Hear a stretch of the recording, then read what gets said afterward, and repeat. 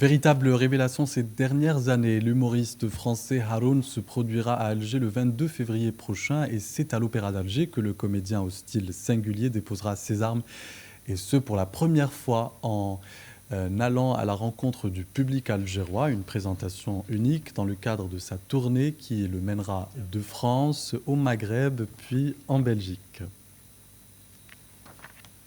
Nous en parlons tout de suite avec notre invité.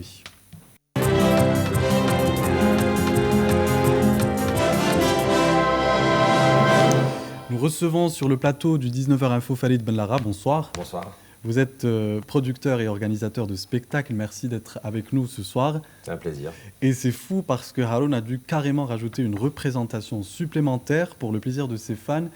Quel mystère se cache derrière ce succès ? C'est le mystère d'un garçon qui a su trouver un positionnement original, voire même unique sur la scène de l'humour francophone et qui s'est fait une place très rapidement. Ça a une ascension là aussi assez fulgurante. On est assez friands, nous, au sein de Caral Productions, pour essayer d'aller chercher comme ça des talents qui explosent et pouvoir leur offrir une scène nouvelle qu'est l'Algérie. Et c'est vrai que oui, non, c'est vraiment, il a une spécificité qui est très rare. Vous avez dans le monde de l'humour souvent des profils qui peuvent éventuellement se ressembler et qui vont pas forcément se détacher de par leur originalité. Et lui, c'est vraiment la touche très spéciale. Il évoque plein de sujets controversés, qu'on se le dise parce que c'est un fait. Le monde arabe, le harcèlement sexuel, la politique, les armes, pour faire rire, hein, pour la bonne cause.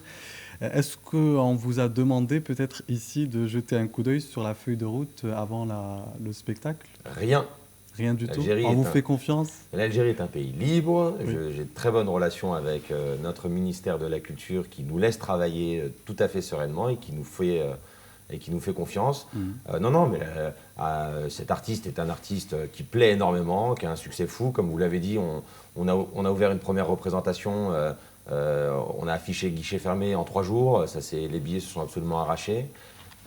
Et donc on a ouvert cette deuxième représentation, la billetterie a été ouverte il y a 2 jours, là aussi ça fonctionne très bien et si le public qui nous écoute est intéressé, je leur conseille d'aller vite acheter leur place. Non, on ne nous a rien demandé, on nous laisse libre, mais parce qu'on sait aussi ce qu'on fait. On invite un artiste qui certes va aborder des sujets parfois un peu touchy, mais c'est parce que c'est comme ça qu'il va aller chercher des punchlines et des histoires particulières. Oui. Mais est-ce que c'est peut-être c'est sa capacité justement à vulgariser ces thèmes sérieux qui fait son succès aujourd'hui ? Oui, je pense, oui, tout à fait. Parce que c'est un don de vulgariser des thèmes avec l'humour. Tout à fait, c'est-à-dire que d'abord il a une vraie écriture, ce qui est quand même assez rare, parce que généralement quand vous faites de l'humour, vous allez jeter comme ça des phrases un peu toutes faites, qui peuvent être particulièrement drôles, il n'y a aucun souci, mais c'est vrai que lui, là, il fait un vrai travail d'écriture, très méticuleux, et c'est l'enchaînement de ces phrases et de cette recherche tout à fait particulière qui crée son style et qui au final a réussi à créer une adhésion auprès du public. Et pourquoi je vous posais cette question ? Parce que je lisais une interview où paraît-il, Haroun ne s'est pas du tout mis de limite dans les sujets abordés au Maroc, notamment lorsqu'il a parlé du roi. Est-ce que sincèrement et honnêtement, vous appréhendez quelque chose de particulier ici Non. Qu'il aborde peut-être un sujet qui pourrait fâcher Il est libre. Il est libre. Et on est dans un pays libre. Oui. Voilà, donc le tout est d'être respectueux, comme je le suis, comme on doit tous l'être. À partir du moment où vous avez ce respect vis-à-vis du pays qui vous reçoit, vis-à-vis des institutions en présence, je ne vois absolument aucun problème. C'est quelqu'un de particulièrement intelligent et qui, en plus, je sais, saura faire passer éventuellement son message et son authenticité subtilement, de la bonne manière et en respectant les gens. On a quand même le droit de rigoler et de se dire des choses. Et parfois, ça peut faire même du bien. Et il ne faut surtout pas s'imaginer que les gens éventuellement ou que les sujets qu'on va aborder vont éventuellement perturber X ou Y. Je ne pense pas. Ouais, j'imagine que l'humoriste va essayer de s'adapter à l'actualité. Totalement, à ce que fait l'actualité. bien sûr. Et vous, sincèrement et honnêtement, en tant que producteur, vous n'allez pas l'empêcher de faire son sketch ? Non, il fait ce qu'il veut. Mais il a une vraie originalité, par exemple.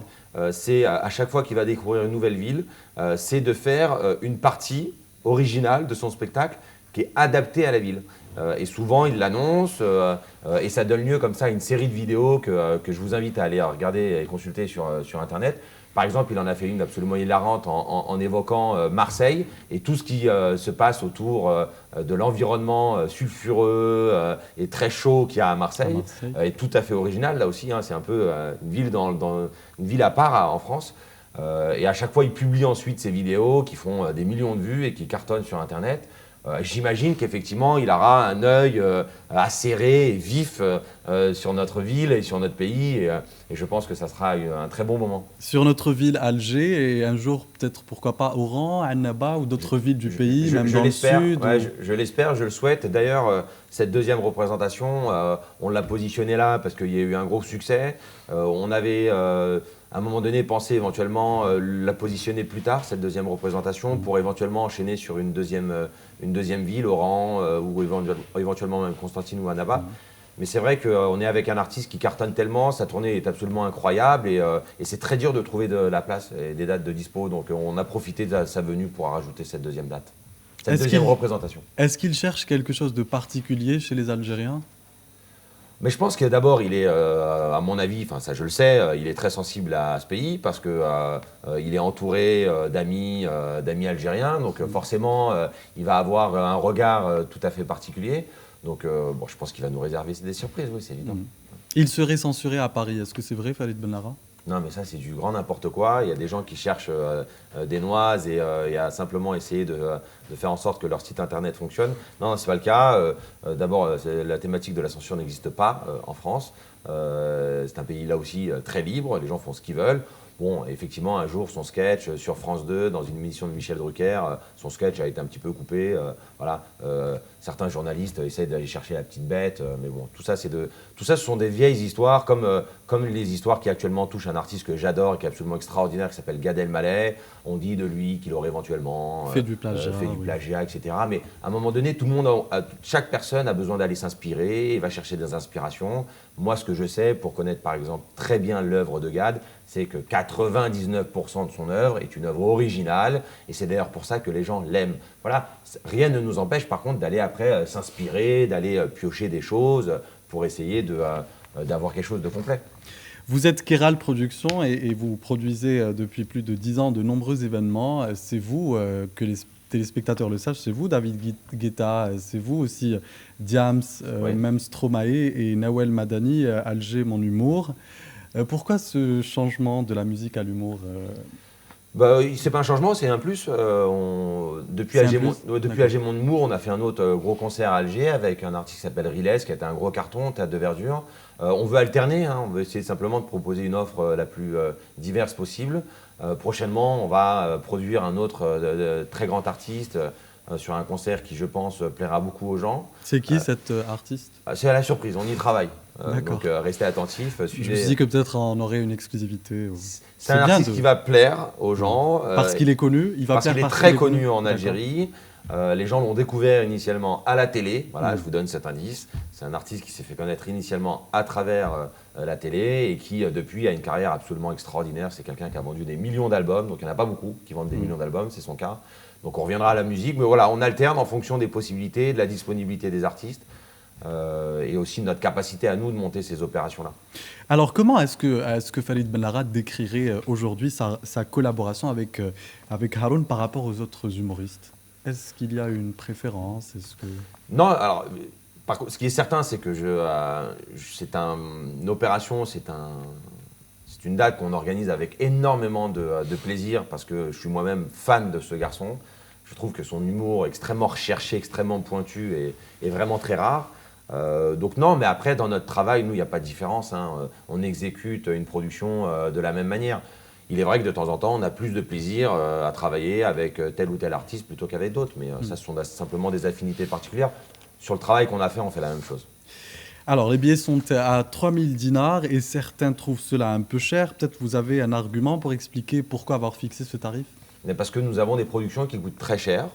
Les spectacles qu'on offre au public sont des spectacles qui coûtent cher, que ce soit parce que l'artiste vient de l'étranger, que ça nécessite un coût particulier, mais également ici, on met en place toute une logistique pour qu'on puisse avoir des spectacles de qualité. En Algérie, il y a déjà eu des spectacles qui se sont montés et où effectivement la qualité du spectacle, en dehors de simplement intrinsèquement l'artiste en question, mais qui n'était pas bien organisé. Et là, les gens se sont plaints de manière massive de ces choses-là, nous, on essaye de faire un petit peu différent, c'est-à-dire qu'on essaye de mettre le paquet, et forcément, on demande aux spectateurs de participer à cet effort-là, puisque nous-mêmes, nous faisons un effort, on est une entreprise privée, nous ne récoltons pas de subventions, et nous avons à un moment donné besoin d'équilibrer nos coûts. Donc on a un artiste et un spectacle qui coûte effectivement un certain prix et qu'on répercute forcément. La culture n'est pas gratuite. Il faut arrêter avec cette idée-là. Les gens Oui, mais après, il faut comprendre les gens qui ont tellement envie de voir Haroun, mais qui n'ont peut-être pas les moyens de se... hein. Eh ben, quand ils vont au resto et qu'ils dépensent 2000 ou 3000 dinars pour un dîner ou pour un déjeuner, qui considèrent que...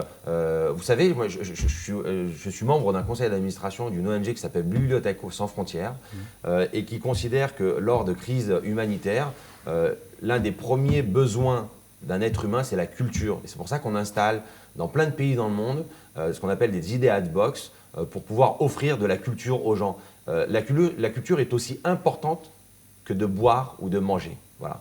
Et donc votre objectif est un peu d'inculquer cette oui, culture en Algérie, parce oui, que vous êtes sûr qu'en Algérie aussi c'est la culture avant la nourriture? Mais moi je pense que c'est absolument fondamental et qu'on devrait justement rééquilibrer. Je pense qu'il y a un différentiel qui n'est pas bon. On met beaucoup trop en avant certains besoins par rapport à d'autres, et pour moi l'un des besoins les plus importants pour un être humain, c'est de se cultiver et de se nourrir intellectuellement.